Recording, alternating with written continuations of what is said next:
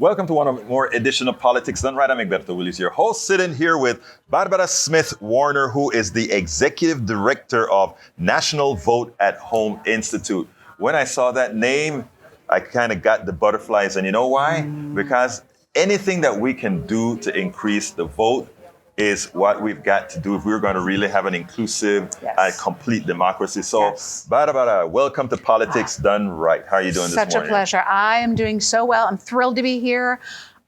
You just went straight to the heart of what Vote at Home is about and why I do this work. It is small d democracy. Right. Voting at home, which is when every registered voter is automatically mailed a ballot to their home 2 to 3 weeks ahead for every election. They have time to fill it in. They can return it in any number of ways. Right. You can mail it. You can put it in a drop box. You can take it to an election center and vote in person there. And then if something's wrong, you are contacted. You get to cure your ballot. There's a tracking system so you know when your ballot has been received and when it has been counted. It is small d democracy. It is the baseline of voter enfranchisement. Everything that you think of when you hear about making it harder for people to vote, the lines, everything, it is all solved by voting at home. And I'm from Oregon, where we have been voting at home since the year 2000.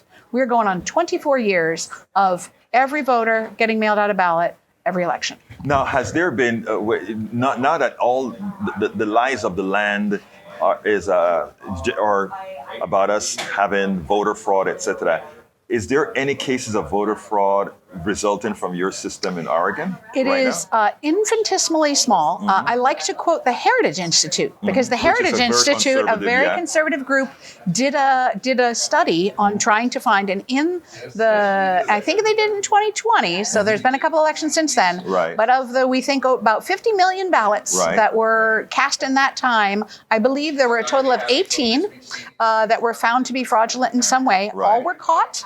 And if you figure out the percentage, it's very tiny, and none of them had to do with the fact that it was voting at home. It would have happened happened other anyway. things, correct. So, there's built-in security to voting at home that you might not think about if you don't do it all the time, right? So you get one ballot that is for you. It's got it's like a piece of mail, right? It's got the coding on it. When you submit it, you have to sign it, and they compare your signature to make sure that it's you. If there's a difference in your signature, it's not, oh, too bad. It's you get contacted to say, hey, we have a concern about your signature. It doesn't quite match. You can come in. You can show your ID. There's a whole variety of ways. But you have, ideally, what we consider best practice is you have up to a week after Election Day to cure your ballot. That's exactly right. And the biggest thing, because I was talking to somebody about this before, and somehow this didn't come up. The impact on turnout is amazing. Of course. Right? So I have a friend who talked about his friction. And the more friction you have in a voting system, the fewer people are going to vote, the harder it's going to be, all that. Voting at home takes away so much of that friction. And as a result, more people vote. We saw it in 2020. Not only turnout was up over significantly. Because people could stay at home. That is exactly right. Mail in their ballots. Yes. And more people vote, you get what the democracy really wants. That's after all, if you take a look at the stats, what you find is that in America, in as much as you have the media and others trying to say this is a center-right country, the reality is this country is not center, this country is not center-left. This country is a very progressive country in the policies that the people, not that we say they want, in the policies they say they want. So what you are doing with the, let me get the name right, with the Vote at Home Institute, is very important. Let me ask you this. How are you approaching this? Do you want this to be something that's done state by state, or do you want it to be a federal? There's two. Full disclosure, there have been some bills introduced in Congress. Our Oregon senators, Senator Ron Wyden and Senator Jeff Merkley, very in support of this, obviously, because we've been doing it for years. And that's great. And we are supportive of that conceptually. But the reality is, the way that we run elections in this country is we run it state by state. There are 51 different election centers for each state and D.C., and then even getting into the territories and such as well.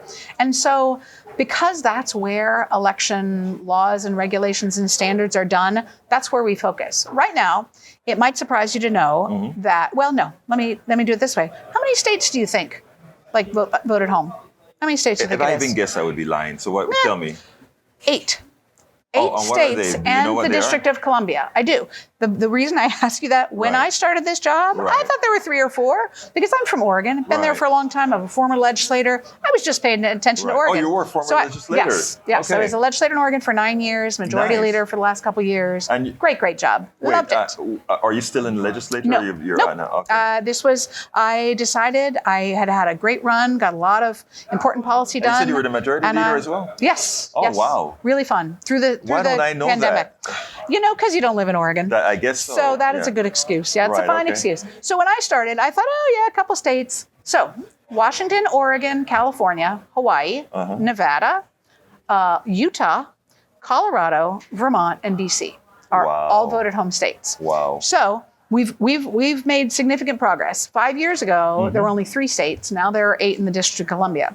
So what we work on is we kind of categorize. If you go to our website, voteathome.org, Say it again. voteathome.org. Thanks for slowing me down. We have what we call our scorecard, and it's called How Vote at Home Friendly is Your State. Right. And there's a map. You can click on your state, and you can find out how vote at home friendly is Right, your state. Because there's a lot of things you can do. It's not you're either voted home or you're not. Right. There's a whole bunch of things in between. Here in Illinois, they kind of have what we consider the next best thing to voting at home is a single sign-up system. So Okay. here in Illinois, if you want to vote at home, you can. There's no excuse needed. You don't have to do it for any reason. You just say, yeah, I want to vote at home, and you can sign up. Do a single sign up so that every election you automatically get it. So every you don't have voter to in do it every Illinois can time, sign up yeah. one time and get their ballot at home every time. Nice. Next step down is I'm trying to think. We had some secretaries of state here the other day, and they kind of they covered the range. The next step down is going back to the single sign-up states. There's about 10 of those. Right. So 8 in DC. So wait, let me see if I understand Yeah, this. yeah. 10 single sign-up state, meaning Yes. if you sign up, you can vote from home. Every year, every But- election. So the basic mechanism for voting from home It's is in there. at least 10 states. Yes. Got it. Yes, plus the 8 that are full voted home. So 18 states. Yes. Got it. Okay. And then kind of the next couple steps down are states where, okay, you don't need a specific excuse to vote at home, but you have to ask every election, every year. You got to send in your form or How many do are whatever those? it is. That is about 10. This is where I have to get this But let's locked into assume, my head. let's say yeah. 10. So Yep. that is in addition to the 18. Yes. So there are 28 states Yeah. where if folks... No, it must be 15 because there's only 15 in my last category. Okay, so therefore yeah. it's about, About 30 25. Yeah. I'm sorry. Yeah, it Yeah, would probably be about 33. about 33 states that allow some sort of Yes. voting through the... And I bet New York isn't Yes. one of them. New York is in our lowest category. Yes. I love New York. Their voting system my is dad's terrible. from there. Yeah. Well, the good news is they just passed a bill that we are waiting on the governor to sign Right. that would allow early voting.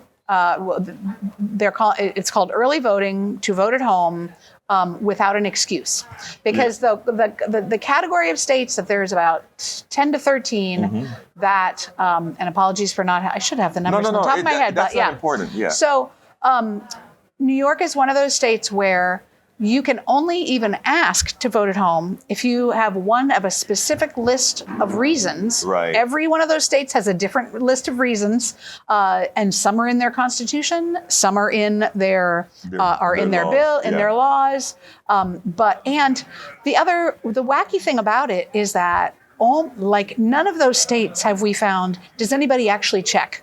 Like you have to say, this is why I'm asking to vote at home, but nobody checks. Right. It's just kind of an administrative thing, And right? then you're gonna to get the make ballot more anyway. friction, Right. to make it harder for those You folks. know- So in New York, Yeah. they waived that and said, okay, anybody during the pandemic, and their use of voting at home went from about 2% to about 20%. Even that's And not it very dropped high. back Yeah. down. It's not yet, Yeah. but it was a one-time thing. So the great news is the legislature passed a bill that says, yeah, you can early vote, you can vote at home with no excuse necessary. We're waiting on the governor to sign it. And I'm Hochul, afraid, yeah. I was going to say, I'm afraid to pronounce her last Hochul, name yeah. wrong. Yeah. Hochul.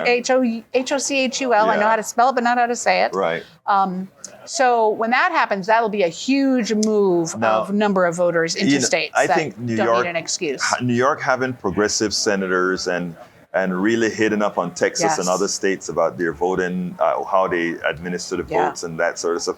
I think they are strangely behind the times. It is sad, but I don't think they have the moral. I mean, and I love their senators, their Congress people that are progressive, but they don't have the moral authority to talk to the rest of the country about voting until they make some changes to make it easier for their voters to vote. The only reason it doesn't matter is because it's almost a pretty darn blue state that they really don't give and that needs to change in New York. But I tell you, I find that what you're doing is extremely important, and I hope with you and any other organizations that are doing this, that they're successful in allowing, in increasing our democracy. Yes. Now, can I tell you something interesting about it? Please do. So it's, it used to be Republicans thought it was their thing, and then it was Democrats thought it was their thing.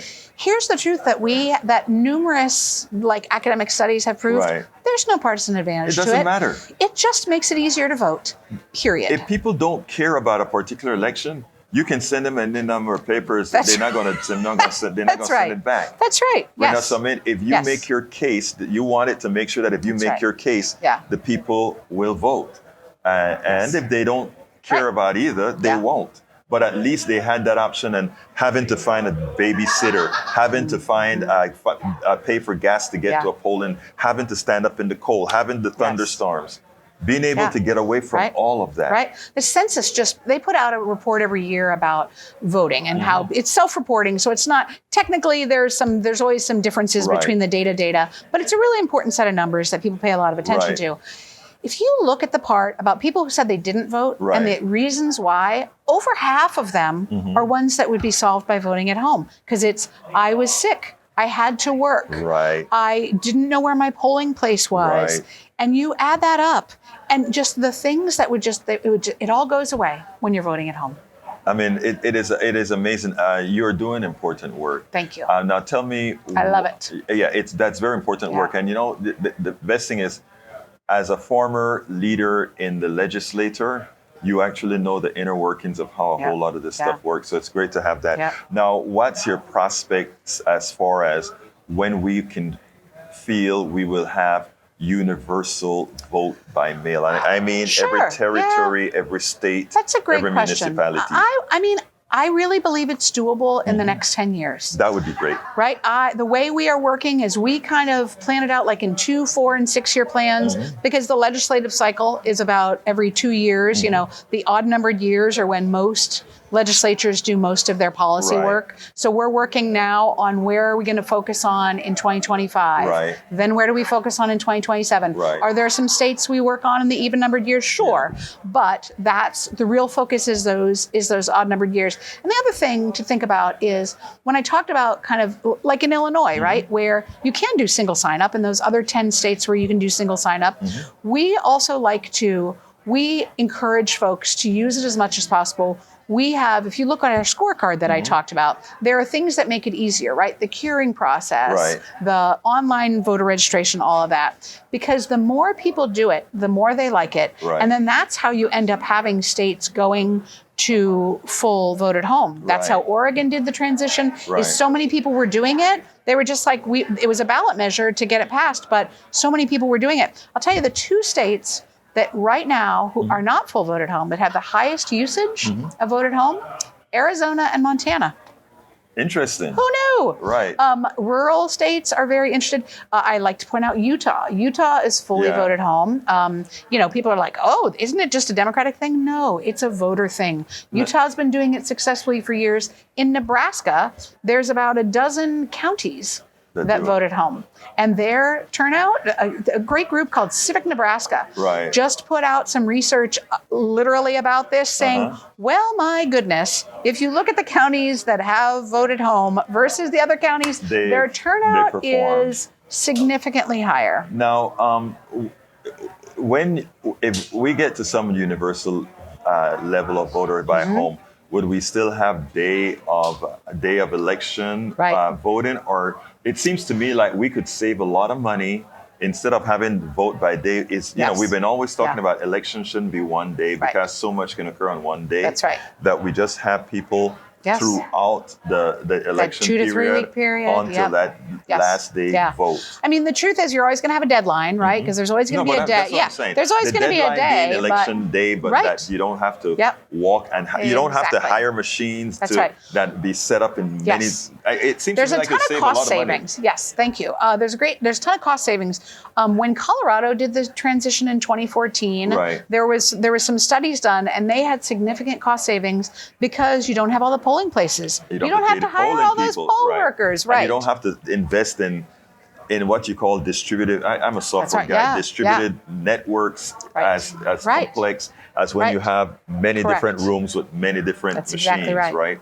So interestingly, you're singing my song. Yeah, I mean, it seems like if people were concerned about cost, democracy, and reliability, that should be the answer. Yes. And it seems to me like I hope that is how you're selling cost, reliability, economy, and democracy. That should be small d democracy. This is the foundation of it. That does it. Anyway, give me a closer for our audience.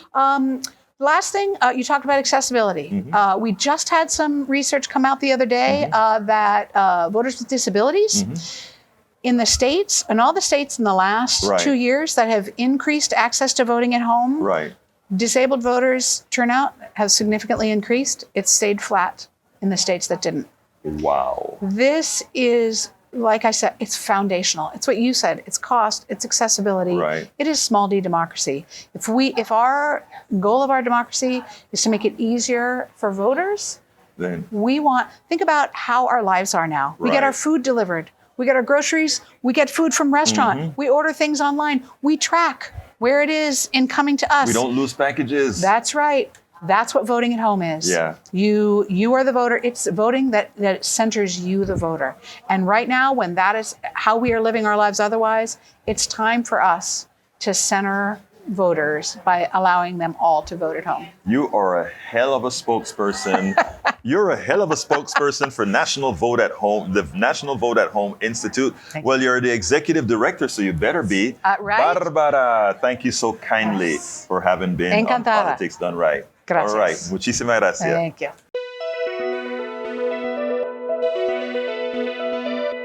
We spend a lot of time deconstructing the news, trying to parse it into a form that everybody can understand. We try to find those little nitpicks where it flies above the fray, etc.